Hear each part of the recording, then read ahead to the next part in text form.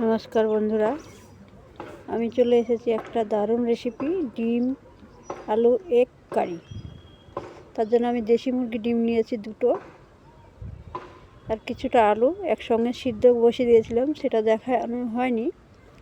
সিদ্ধ করার পরে আমি ভালো করে খোসা ছাড়িয়ে পরিষ্কার করে নিলাম। তারপর সর্ষের তেল কড়াইতে দিয়ে দিলাম, তেল গরম হয়ে গেল, ডিম দুটো লাল লাল করে ভেজে নিলাম। পেঁয়াজ আর দিয়ে দিলাম তেজপাতা। বাদামি কালার হওয়ার পর এখন দিয়ে দিলাম পরিমাণ মতন আদা, রসুন, জিরে, গরম মশলা দিয়ে একসঙ্গে বাটা কাঁচা। সামান্য অল্প একটু পানি অ্যাড করে দিচ্ছি। গুঁড়ো উপকরণগুলো দিব, সেইগুলো যাতে না পুড়ে যায়।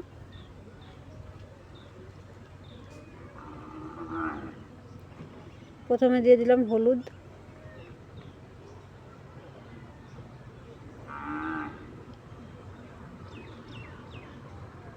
তারপরে দিয়ে দিলাম লঙ্কা গুঁড়ো পরিমাণ মতন 1 চা চামচ,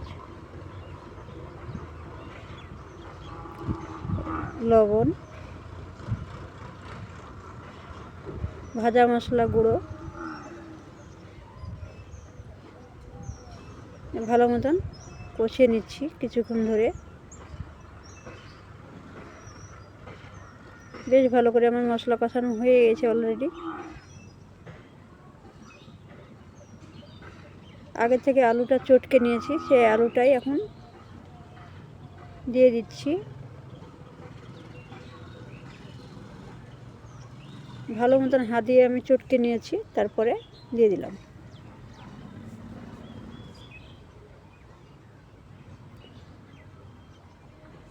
এখন কিছুক্ষণ ধরে নাড়াচাড়া করতে থাকবো আলুটা ভালো মতন।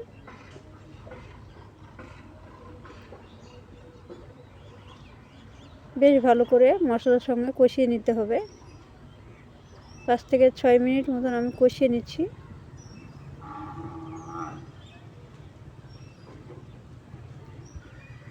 বেশ ভালো করে মশলার সঙ্গে কষিয়ে নেওয়ার পরে আমি ভেজে রাখা ডিমগুলো দিয়ে দিলাম।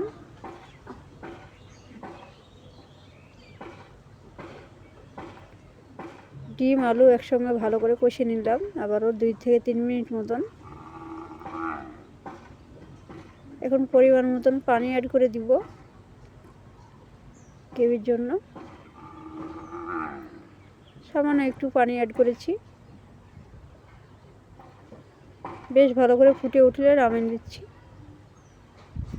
যেহেতু সিদ্ধ করা আছে, বেশি পরিমাণ জাল করতে হবে না।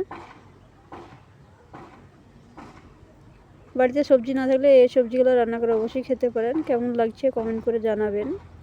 ভিডিও ভালো লাগলে লাইক, কমেন্ট, শেয়ার করে দিবেন বেশি বেশি করে।